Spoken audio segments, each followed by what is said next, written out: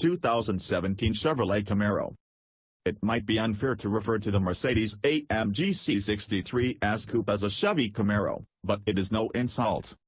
Vaunted Mercedes-Benz was building powerful, front-engined, rear-drive coupes long before 1967, when Chevrolet slapped a made-up name on its XP836 project. Naturally, the cars produced by Mercedes-Benz had not inspired the Camaro, although the 1969 Camaro's large eyebrows were stolen from the Mercedes 300 SL Gullwing, but that's not important right now. The Mercedes coupes of the time were wafty, elegant things. The Camaro was, of course, a catch-up project aimed squarely at the Ford Mustang.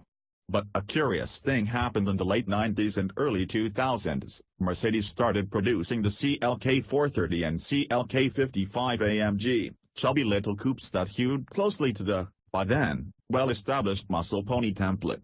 The brief goes something like this: overpowered, hooligan handling, de facto two-seaters. By the time Mercedes began building Camaros in earnest, the actual Camaro was already wearing the mullet like an albatross about its neck. This did not deter the German company, which has been building them ever since. And so now we find ourselves juxtaposing the Chevy Camaro SS Bundler with the twice-as-pricey Mercedes-AMG C63S Coupe. And the Camaro is the better Camaro of the two. At about $45,000, the track-capable, new for 2017 Bundler version is within reach of most industrious individuals.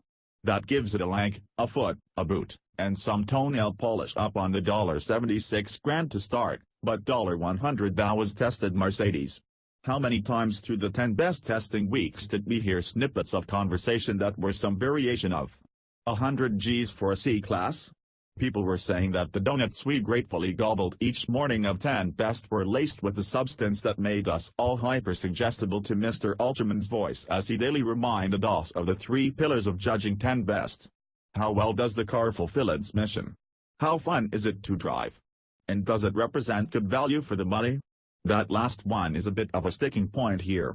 The lavishly optioned Mercedes would have to perform heretofore unparalleled feats including, but not limited to, filling in a driver's bald spot to compensate for its $100,000 price tag. It cannot do that. What the C63S can do is whip off 3.8 second 0 to 60 mph runs, top out at 180 miles per hour, and pull 0.98 grams on the skid pad, all while convincing its driver that he is a master of all he surveys, even if he is still balding. Apart from a few makers of exotica, no other car maker has been able to engineer such titillating exhaust notes in this new era of turbocharging. The C63S's 503 horsepower twin-turbo 4.0-liter V8 is one of the modern car world's best means of torturing rear tires. And, in this case, it's bolted into a car that begs its driver to stomp on the right pedal immediately after the apex of a turn to let that engine holler as it kicks the car's tail out toward the exit. It emboldens its driver. It brings joy. The almost identically sized Camaro nearly matches the Merc's accelerative performance. The SS Bundler balls to 60 miles per hour in 4.1 seconds and through the quarter in 12.4 seconds at 116 miles per hour. It would be slightly quicker if it were equipped with the company's 8-speed automatic, but the Bundler is available only with the 6-speed manual. We aren't complaining. The Camaro's big 6.2-liter V8 is down on horsepower to the boosted Mercedes V8, but because the Camaro's 3,747 pound curb weight undercuts the C63's by 355 pounds, the two have near identical power-to-weight ratios. And bear in mind that these are effectively the same numbers that the standard Camaro SS can achieve for as little as $38,000.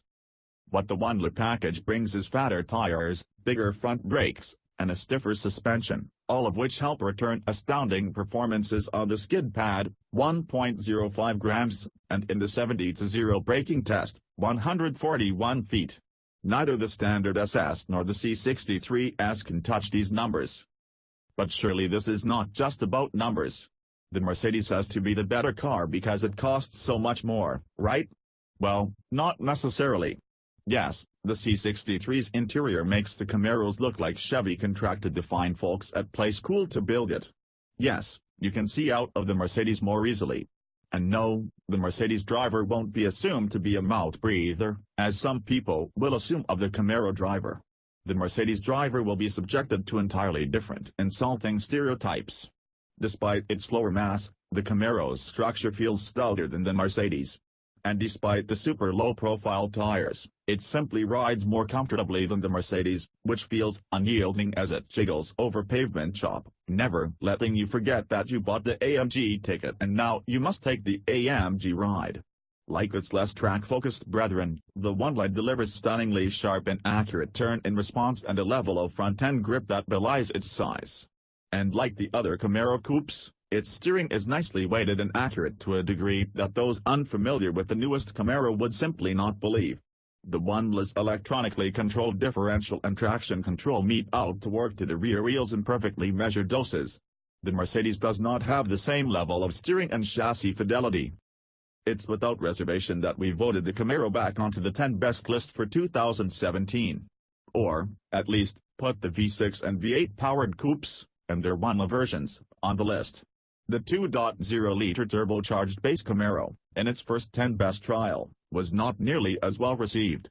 The chassis is willing, but its Turbo 4 has uneven power delivery and sounds tragic.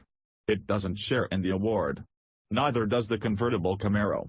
We tested a V6-powered convertible that proved to be the polar opposite of the 2.0-liter coupe, a willing powertrain stymied by a soft and floppy chassis.